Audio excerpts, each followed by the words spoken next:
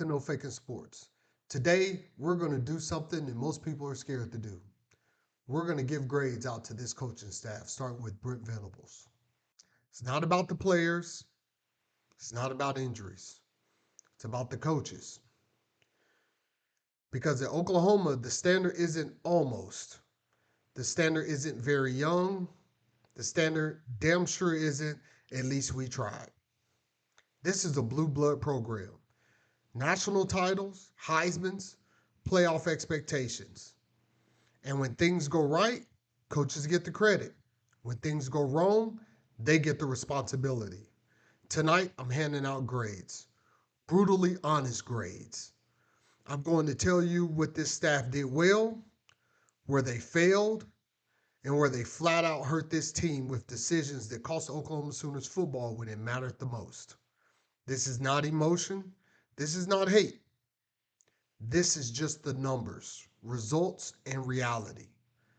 Because if Oklahoma wants to compete for championships again, not just bowl games, not moral victories, coaching has to be elite, period. So let's stop protecting feelings, let's stop lowering standards, and let's get to these grades. Welcome to the channel. This is No Fakin' Sports, bringing you the latest on the Oklahoma Sooners, hosted by David Kincaid. All right, guys, so let me go ahead and tell you how I did these grades. Everything is by the numbers. You know I love the numbers. I'm a numbers guy, okay? A plus is 100, an A is a 95, and A minus is a 90. B plus is going to be an 89, a B is an 85, a regular B, a B minus is 80, 79, 75, so on and so forth, all the way up to F minus, which would be a 50, okay? And I broke these down into a couple of categories. We're going to talk culture and accountability, defensive identity, recruiting momentum, discipline and effort level, game management, staff decisions, adjustments in key moments, and offensive oversight. We're talking about Brent Venables in this video. I'm going to do a separate video in which I'm going to get into Ben Arbuckle. I don't want to make the video too long. These videos that are 2 hours long, I know y'all probably, or an hour long, y'all probably see them and go, oh my God. I don't want to do that to y'all, man. I know some people, your attention span might be a little low. You get uninterested. You want to get into something else. So let's go ahead and get into it.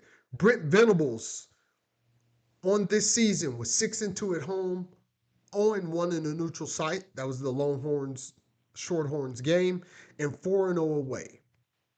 Okay, let's start with culture and accountability. One thing about this team is they're tough and it's a together culture. Brent Venables came in and established the soul mission. He got the players off the weed. Knowing down in Oklahoma, I live in Fort Worth, but in Oklahoma, marijuana is legal for medicinal use, but the players are not allowed to smoke, and I agree with that, okay? You don't see a lot of bickering and stuff on the sideline, and you haven't heard of arrest. That has been very big because that was something that was going on during that other dude's era, LR. You know I don't like to say his name, but y'all know who I'm talking about. With Seth McGowan getting arrested and players robbing people and all kind of other stuff, man. Just a bunch of nonsense. That has not happened during the Brent Venables era. And guys seem to actually like each other, okay? So it is a family type atmosphere. Guys really enjoy being around each other. You don't get a lot of fighting. You don't get a lot of the bickering. They are together, okay? So in that aspect, I'm going to give Brent Venables an A+. So he gets 100 score for culture and accountability. Defensive identity. Oklahoma is first in the SEC in points allowed with 15.5 points per game. first in sacks with 45, and first in yards per game with 272.5. First in every category defensively in the SEC, which is the best conference in college football. That is amazing. Hats off to you, Brent Venables. We love you. We knew that's what you were going to bring, and we thank you for doing that. Defensive identity, Brent Venables gets an A+. Moving on to recruiting momentum. In 2022, when Brent Venables came in, the other guy took a bunch of players with him. Heisman Trophy winning quarterback. We had another quarterback went to South Carolina. We had to salvage the recruiting class, and Brent Venables did a hell of a job. The recruiting class was 8th, okay? 2023, 6th ranked recruiting class. 2024, they got 8th again. 2025, 17th recruiting class, and 2026, this upcoming recruiting class is ranked 15th. If you average those all up together, that's an average of 10th. So top 10 recruiting classes since Brent Venables has been on board. And for 2027, we currently hold the #1 ranked recruiting class. We'll see if that holds up. But as far as recruiting and recruiting momentum going, Brent Venables has done a hell of a job. But I'm going to give Brent Venables a score of a 90, which is an A-. And the reason why is because he hasn't averaged a top 5 class. He hasn't had a top 5 class yet. In order to get that A+, you need to be in the top 3, top 5, at least have a #1 class that finishes as a #1 class. And I'm going to give you some schools that have done that.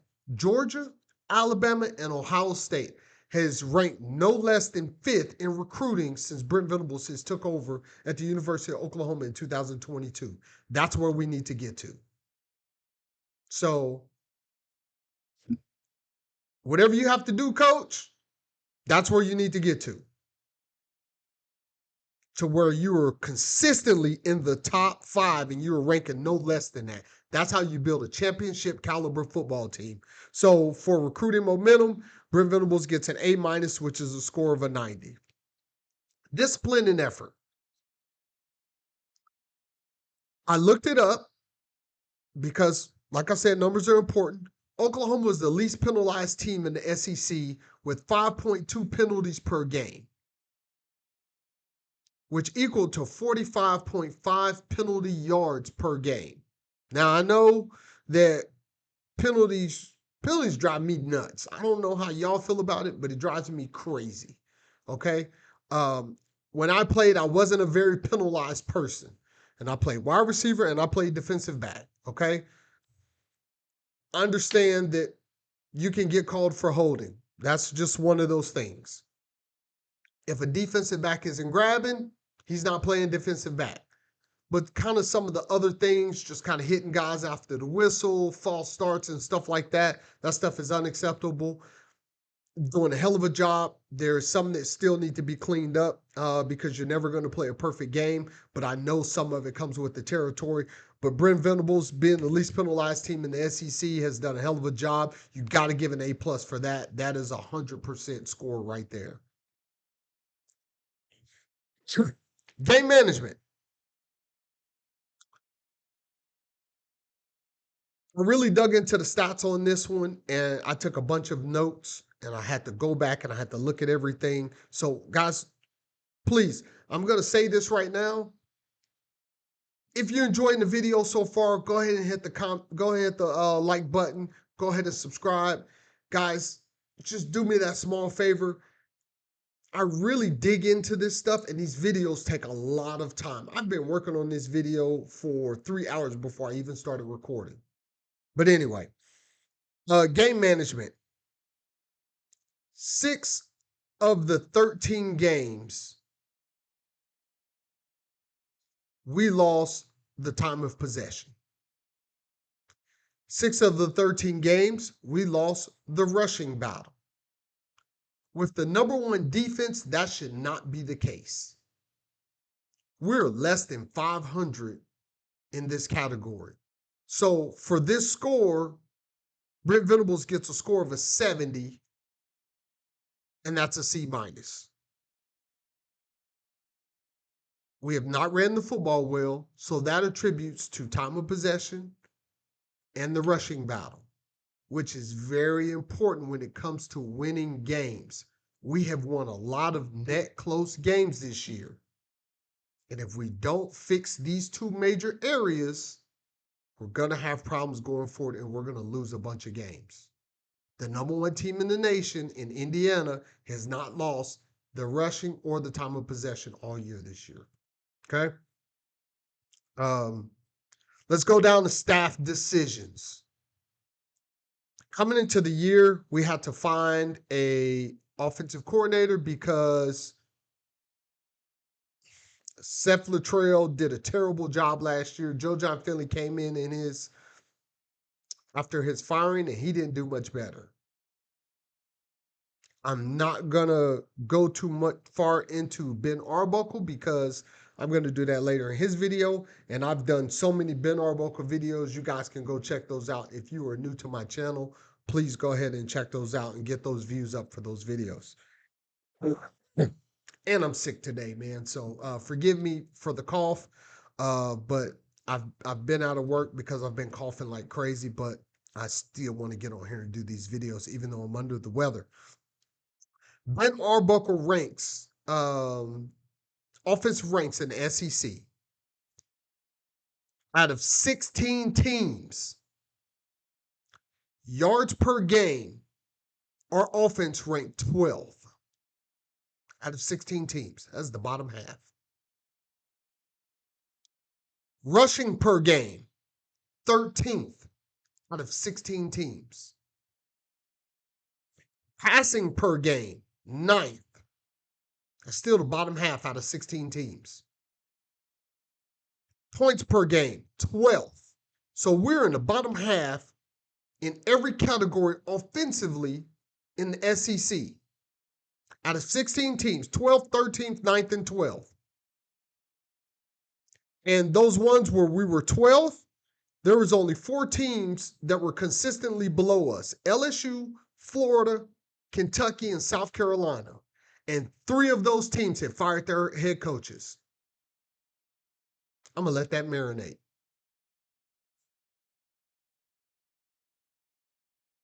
Out of the 4 teams that he was better than, 3 of those teams had fired their head coaches. For that grade, staff decisions for hiring Ben Arbuckle into the SEC when he did not have a winning record at Washington State, you get a D minus. That's a 60. 60% D minus.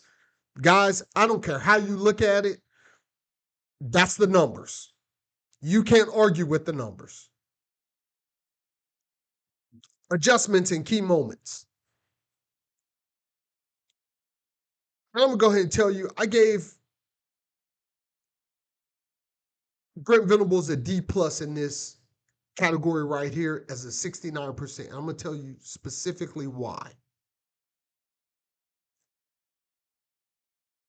When we played Texas, it was John Mateer's first game back. And Brent Venables, knowing John Mateer was coming back after thumb surgery, should have put his thumb on Ben Arbuckle and he should have said, "What's your game plan?" Because I remember vividly that his game plan was having John Mateer lead the team in rushing and throwing the ball almost 40 times in the Texas game, and that's why we lost. Because you had a quarterback that was coming back from injury, and you tried to put it all on his shoulders. When it should not have been that. You should have gave him a run game to help him out, slow that Texas game down some, and keep it close. But it was never close. So in that regards, Coach Venables as the head coach. Remember, these are not just defensive coaching grades. He is the head coach of the University of Oklahoma. So in that aspect, he gets a D plus, a grade of a 69. Last category, offensive oversight. I don't even think I gotta tell y'all what this score is. It's an F minus. It's a 50. And I'm gonna tell you why. Because Brent Venables, after one of the games, he was asked about his input on the offensive side of the ball. Keep in mind, even though he's calling the defensive plays, he is still the head coach. He is not just the defensive coordinator. And this is where he has to improve. I know y'all hate when I bring up Nick Saban, but Nick Saban is the gold standard for college football in the modern era. Nick Saban even said himself he had to go to some coaching clinics and learn offense in order for his team to be successful. And that's what he did. And that's what Brent Venables needs to do. Because this is what he said. A defensive guru, do you see things, or when you see things that the other offense is doing, what's your communication like with Ben Arbuckle this late to the season? Does he have full reign over the offense, or what's the communication that goes in between you and Ben Arbuckle? Yeah, it's constant communication. You know, hey, Ben, you know, they're not going to get another first down in the game. Let's manage it well. I don't want to run every snap. I don't want to throw every snap. Let's convert. Let's stay on the field, you know. And, you know, a lot of times it's literally, hey, the other side of the ball, I put pressure on those coaches, you know, nonstop, and put the same kind of pressure on the offensive coaches.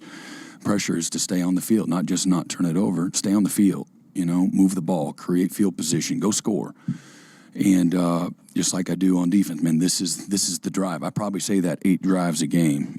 I don't know about y'all, but saying I don't care how you do it, that ain't gonna cut it with me.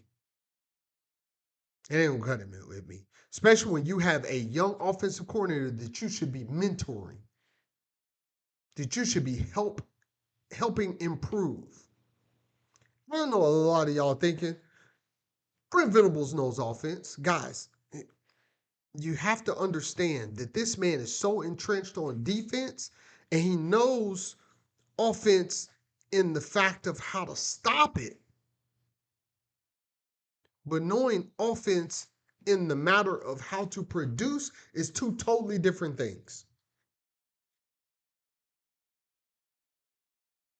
And he has failed this team in those regards as far as the offensive side of the football.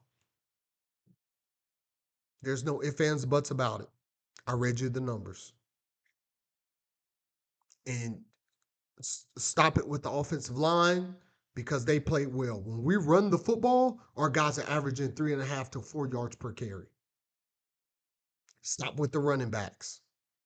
They're doing their job. The wide receivers aren't dropping balls. John Mateer is making mistakes. He has a terrible throwing motion. And that's fine if that's the quarterback that we have, so you protect him. Same thing I said when we had Jackson Arnold. Protect him. Run the ball a little more. Don't put it all on his shoulders.